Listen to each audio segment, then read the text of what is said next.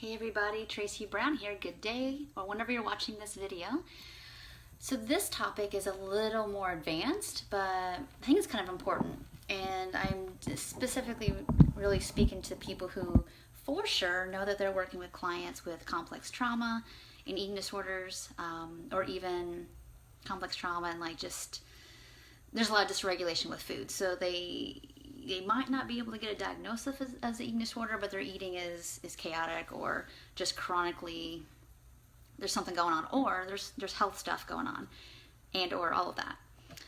So I often, if you ever hear a client say, let's say you're trying to do some imagery work with them, because a lot of the work we do is they're not there yet, and sometimes if they have a really hard time imagining what freedom would look like with their food, or what it would feel like to feel good in their body,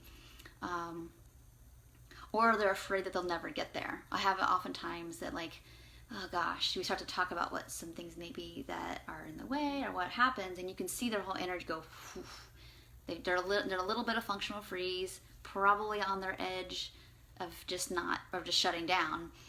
And of course you want to help them get back up. You don't want, and this topic is for a whole other series that we're going to do this summer, around working with complex trauma and eating disorders. But for today, this is just a topic of if you have a client who has a hard time being in the right brain, so you have a very intellectual client, or a client that really just struggles with just a lot of anxiety and a lot of, not depression, could be depression, but it could mostly just be like hopelessness or apathy or whatever. So you got a really stuck, entrenched, or kind of a long-term client.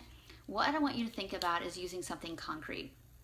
So that goes in two ways. It could be the mental, emotional concrete of how they've been protective of themselves or of their cat or of the environment or whatever, because if you can elicit some kind of protector energy or some kind of competent energy, they're more likely to be able to get to the place where they can see that they have some choice, that their effort actually matters.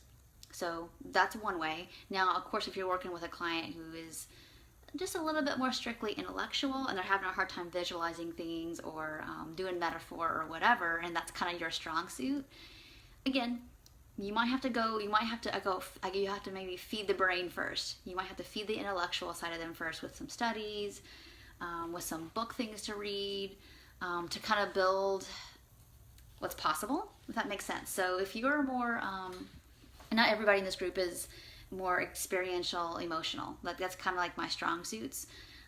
So for me to look at studies and break it down, and that's not my strong suit, but I follow people who are really good at that and share that information.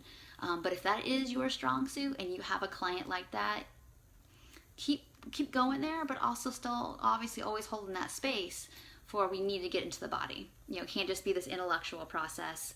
And if they have prohibitions against going in the body, it doesn't feel relevant. What do I need to do this? I just need to know the right way to do hunger and fullness, and it's all here. You want to get them down here, but first you might have to feed the brain some information first and keep asking, what do you think about that versus how do you feel about that, and start to build that bridge between left and right. Okay, now again, if we go back to the beginning of this tape, if you are working with somebody who really just they can't connect, they're having a hard time connection wise, again, it's going to be really important to bring in some of that protector energy of how they've already shown up in the world, being protective or being an advocate or in some way being competent, so they can kind of lift up some of that functional freeze energy around the hopelessness that they're not going to get there, they'll never recover. That's coming from another place. They might come to you I really want to get better, and then when they start to hear what it is that it might take, they start to shut down, and I can't do it, I'll never get there, because the fear of what it's going to take just starts to take over, and they get really dysregulated, and they're really just in this reptilian brain place of it's not possible, I can't go there, I can't cross that bridge. So again, like I said, there's different ways to use the mind to help build the possibility of then being able to use imagery, use possibility, we've kind of set that stage first. So this is just a really quick, I want to make this a really quick video because this topic is so nuanced. I could talk on this for hours and days, and I will be talking about this for hours and probably days here coming up this summer. I want to answer a reader question. So Michelle says, thank you for the reminder to get back in the body. I tend to be more head driven, but I also want to work with healers who remind me to get back in the body. Yeah. So Michelle, if you are my client and you were giving me information, I would start to actually feel disconnected. And this is not a criticism. This is the way I coach all my head-based coaches and nutrition therapists, is that can you help yourself be in your body? That would be my advice for you. So I'm giving you a little bit of free supervision today, is if you struggle with here, yeah, we're going to talk about imagery here in a second. It does. So you don't go there first. We've got to build safety. But maybe for you, what I'm going to give you, Michelle, a suggestion is I want you to practice you being more in your body in sessions with people, okay? So if you need to, I might even suggest if you need to put something on your lap, like a book or a blanket, if you're doing virtual sessions, you can do all that. If you're, if you're in session with person, and if you're in an office or however you do things, if you can bring with you like a pillow or something that you have at your back, I would practice with you first. And then maybe we can go further and like some other work here to like help you do more in the body. But this is so important. I mean, intuitive eating is an embodied practice. It actually isn't, the mind is like third. I always feel like we've got body, and then you've got preferences and what you've noticed, and then you've got like gentle nutrition. So there's a reason it's last in the on the table, last in the offerings. So it really needs to come from this place of I can feed myself, and I can yield to that, and I can take it in, and I can keep it, and it feels good, and I can do all that. Then you add in the nuancy details and all the good stuff from the nutrition. So unless, I know there's circumstances we have to do a little bit more of that, but it still has to be here. So I hope that's helpful. Oh, good. Okay, good. You have a visual. Good. Okay. Good. So use that as your, that is a good way. That's a really good way. And I use that a lot with clients who can't do visualization. You put it outside of yourself. So I have a lot of clients like, this video is getting deeper than I thought it would, but that's fine.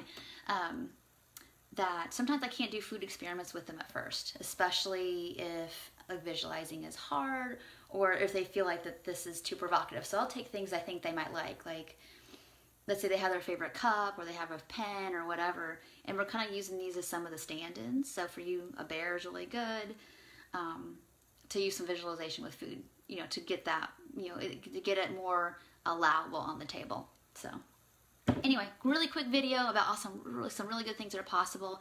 If you're, again, I feel like there's head, heart, and gut people, and we all have all that in us. But if you are somebody especially that kind of takes in information, filters information from the world through your head first, then that's awesome. You have so much great information probably at the ready to share with your clients.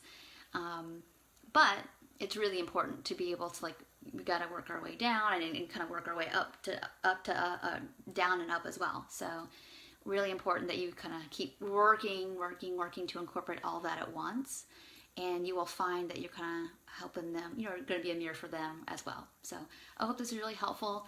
This video was inspired by a couple of clients I have recently that they're going through a hard time of rage and grief around how hard it is to just consistently show up in empowerment around navigating life and feeding themselves.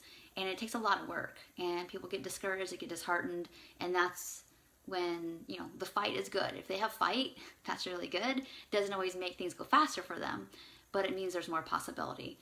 When you have a client that's more shut down, that's more difficult. So of course, visualization is not that doable at that place. There's just apathy, and there's just hopelessness.